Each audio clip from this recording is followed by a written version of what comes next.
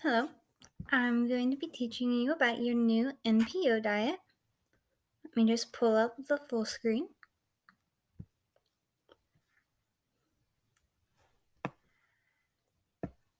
So, the NPO diet. What is an NPO diet? An NPO diet is when you can have nothing by mouth.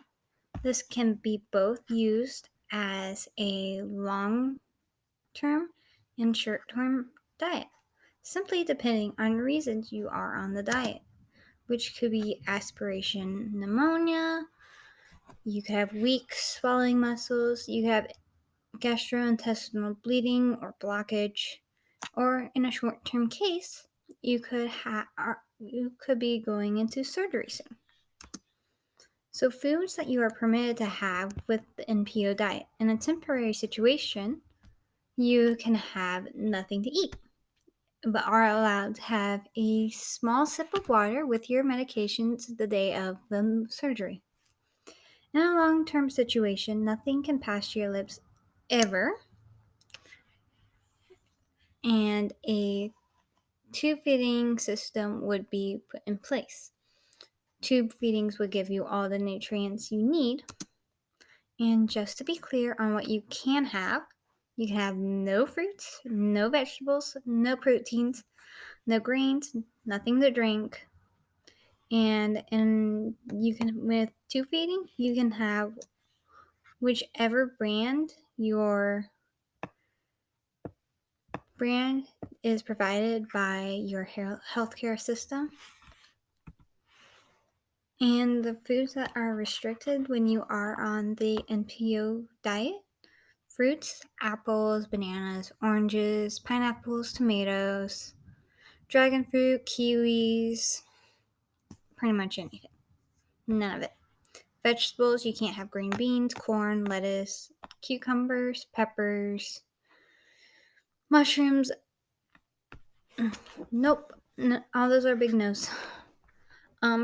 When it comes to protein, you can't have beef, chicken, fish, pork, and yes, that does include bacon.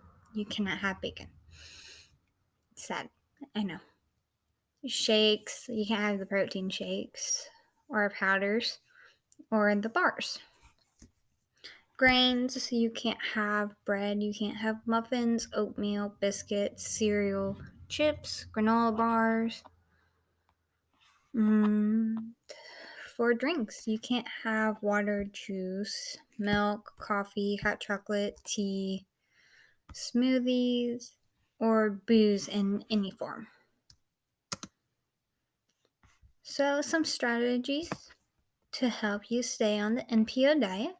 In a short term case, try thinking of something other than food as a more of a mind over matter kind of way of going about it. And you could also think, hey, I only have like 4 more hours until I go into surgery. I can make it that long. You've got this.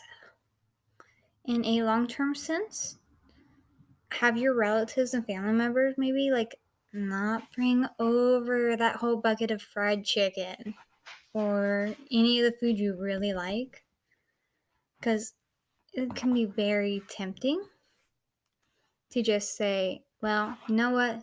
One day won't hurt me, right? It can.